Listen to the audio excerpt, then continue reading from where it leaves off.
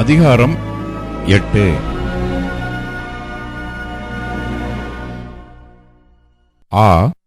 நீர் என் தாயின் பால் குடித்த என் சகோதரனைப் போல இருந்தீரானால் நான் உம்மை வெளியிலே சந்தித்து முத்தமிடுவேன்.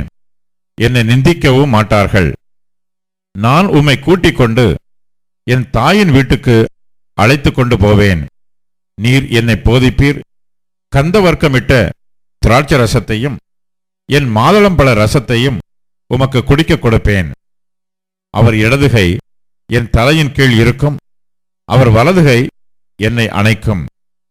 எருசலேமின் குமாரத்திகளே, எனக்கு பிரியமானவளுக்கு மனதாக மட்டும் நீங்கள் அவளை விழிக்க பண்ணாமலும் எழுப்பாமலும் இருக்க உங்களை ஆணையிடுகிறேன்.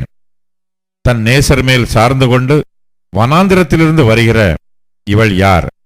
கிச்லி மரத்தின் கீழ் உம்மை எழுப்பினேன். அங்கே உமது தாய் உம்மை பெற்றாள். அங்கே உம்மை பெற்றவள் வேதனைப்பட்டு உம்மை பெற்றாள். நீர் என்னை உமது இருதயத்தின் மேல் முத்திரையைப் போலவும் உமது புயத்தின் மேல் முத்திரையைப் போலவும் வைத்துக் கொள்ளும். நேசம் மரணத்தைப் போல் வலிது, நேச வைராக்கியம் பாதாளத்தைப் போல் கொடிதாயிருக்கிறது. அதன் தழல் அக்னி தழலும் அதன் ஜுவாலை கடும் ஜுவாலையுமாயிருக்கிறது. திரளான தண்ணீர்கள் நேசத்தை அவிக்க மாட்டாது, வெள்ளங்களும் அதை தணிக்க மாட்டாது.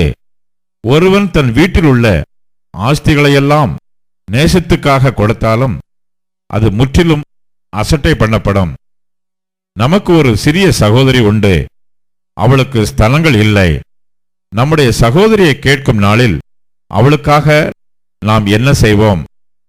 அவள் ஒரு மதிலானால் அதன் மேல் வெள்ளி கோட்டையை கட்டுவோம். அவள் கதவானால் கேதுரு பலகைகளை அதற்கு இணைப்போம். நான் மதில்தான், என் ஸ்தலங்கள் கோபுரங்கள். அவருடைய கண்களில் கடாட்சம் பெறலானேன். பாகால் ஆமோனிலே சாலமோனுக்கு ஒரு திராட்சை தோட்டம் உண்டாயிருந்தது. அந்த தோட்டத்தை காவலாளிகள் வசத்திலே அதன் பலனுக்காக ஒவ்வொருவன் 1000 வெள்ளிக்காசு கொண்டு வரும்படி விட்டார். என் திராட்சை தோட்டம் எனக்கு முன்பாக இருக்கிறது. சாலமோனே, உமக்கு அந்த 1000 அதன் கனியை காக்கிறவர்களுக்கு 200 சேரும். தோட்டங்களில் வாசம் பண்ணுகிறவளே, தோழர் உன் சத்தத்தை கேட்கிறார்கள், நானும் அதை கேட்கட்டும். என் நேசரே, தீ விரியும். கந்த வர்க்கங்களின் மலைகள் மேலுள்ள வெளிமானுக்கும் மறைகளின் குட்டிக்கும் சமானமாயிரும்.